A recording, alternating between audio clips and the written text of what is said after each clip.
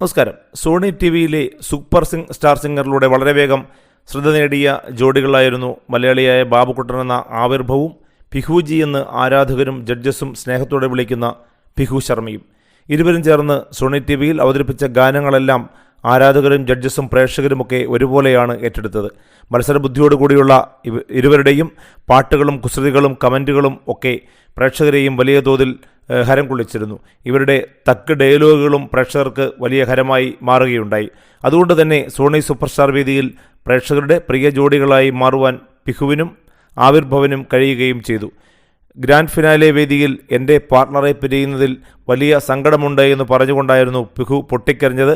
ബാബുക്കുട്ടനും ആ വിഷമം ഉണ്ടായിരുന്നുവെങ്കിലും അത് കാര്യമായി കക്ഷി പ്രകടിപ്പിച്ചിരുന്നില്ല.